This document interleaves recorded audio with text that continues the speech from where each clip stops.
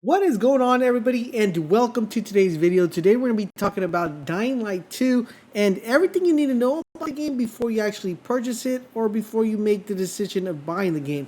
We're going to be talking about everything that has to do with characters, factions, locations, weapons. We're also going to be talking about the infection that's taking place and all that good stuff. So if all this sounds like something you're definitely interested in, a like would be really appreciated. It does help us with the algorithm, so make sure you guys hit that like.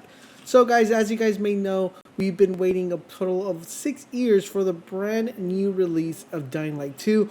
It is definitely one of my most anticipated games of 2022, and I'm actually pretty excited that we're just a couple days away from actually getting our hands on the game. So what is exactly Dying Light 2 for those of you who might not have played the first one, or who might play the first one and want to know the story continues? Dying Light 2 will have you play the role of Aiden Caldwell. Now, of course, he is an infected survivor looking for a cure in the city. So do keep in mind that he's already infected with the virus. Even though he's infected with the virus, he's still looking for a cure within the city. You're going to be able to encounter different choices throughout the game as you progress to find a cure for the disease that you and other people have. Now, speaking of choices, guys, this is where factions are going to be playing a very important role because they're also going to determine certain outcomes of the games. For example, what areas you're able to explore, also who lives, who dies. But we'll talk a little bit more about the factions once we get to them. Now, in addition to that, guys, the game is set 15 years after the events of Dying Light. So if you did play Dying Light 1, this is going to give you a kind of a reference to see how much it has advanced and how much the Heron virus has actually spread. It's spread so much that it's almost entirely covered the entire world, and it has put the planet and its inhabitants into a period known as the modern Dark Ages. Now let's talk about combat and gameplay mechanics. Now, one of the biggest things about the game that everybody should be extremely excited about is, of course, is parkour mechanics. Now, they said that they went ahead and doubled the amount of parkour moves that you're going to be able to do prior from the previous Dying Light. So there are a lot of combos. Now, one thing they did want to stipulate and make sure that everybody understands is they want to give you as much fluidity when you're actually doing your parkour activities. They said that they wanted to add spaces within certain moves where it gives you time to actually think of what move comes next after you perform either a wall run or you perform a double jump. They want to give you a nice little span of time that you could combo your different parkour elements to give you a more fluid aspect of the game as you're traversing the map around it. In addition to that, they also wanted to provide you with certain gadgets that will make your life a lot easier, especially since the game is going very vertical. They wanted to give you an advantage of being able to move from rooftop to rooftop, or actually taking that plunge from the rooftop all the way to the bottom, giving you nice fluidity where the game seems like it's being flowed constantly as opposed to something just happening drastically. So they wanted to make sure that when you are doing these parkour moves, that you have enough time to actually combo them together or chain them together to give you a very fluid action. Now, they did say that they also wanted to give the player the advantage of learning how to parkour. They wanted to make it as easy as possible, but they also wanted to make it as complex as possible where if someone wants to be able to master parkour entirely, they're going to be able to pull off some really cool, amazing stunts with different combo elements as they parkour or traverse throughout the map. Now, one question I know you guys are having is how do I earn more parkour skills, or how do I actually get more parkour combo? Because we did recently see a brand new trailer kind of showing off the skill tree and stuff that we're able to do within our parkour and combat set.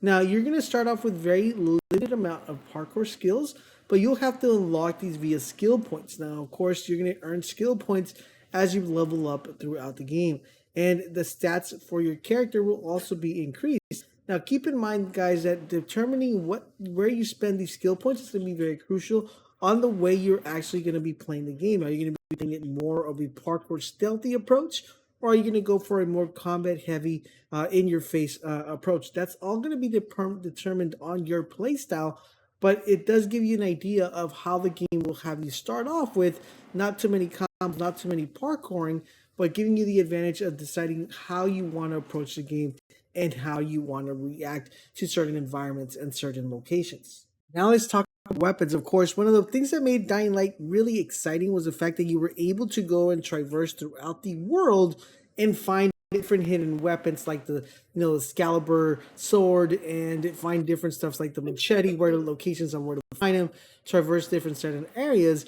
And this time around, guys, I gotta give you the really good news that we're gonna be experiencing the same amount of explorability and weapon fighting that we had in Dying Light 1, due to the fact that the game is set to have the map 4 times bigger than the first Dying Light.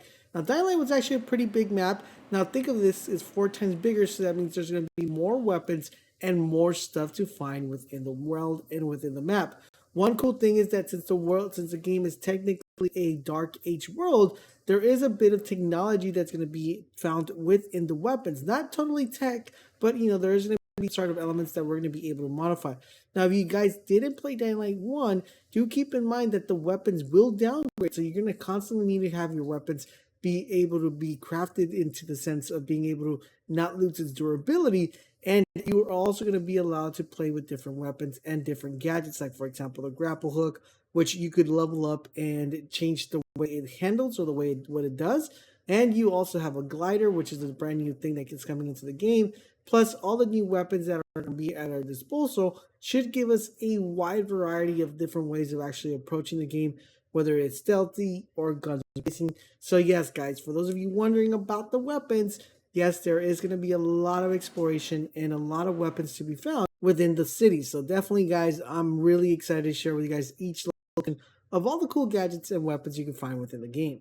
All right, so now let's talk about one of the brand new things that's coming into the game, which are factions. Now, factions are a brand new introduction, and it's a system that's being put in place to give you guys different choices and different ways of actually approaching the game, and how these factions will determine certain outcomes of the game for whatever role you decide to play. So there are a total of 3 different factions. There's the Peacekeepers, you have the Renegades, and you have the Survivors. Now, of course, each of them will have their own main agenda on how to solve the issue with the virus. So let's start off with the Peacekeepers. The Peacekeepers are kind of a militia military faction that they pride themselves on being able to install law and order in areas that they control over. So they're very bossy, and they want to make sure that their orders or their decisions are followed to the T. Now, they decide to do this by forcing people and pretty much ruling by fear to have people obey and do what they want to actually have as an outcome. Now, you also have the Renegades. The Renegades are scoundrels and are former prisoners who have broken free after the apocalypse. So they're going to be people that know how to stay alive, but they want to follow the rules as well. They follow a leader called the Colonel. And one way to distinguish who they are is by seeing exactly what they're dressed with. So they're dressed with metal plates, fencing, and armor, and wheel blades while looting and wreaking havoc on the city streets. So if you want to know who is who, you just look at what they're wearing, and you'll be able to kind of pick up what faction they belong to. Last but not least, guys, we have these Survivors. Now, the Survivors are made of regular citizens who utilize the environment around them to stay alive.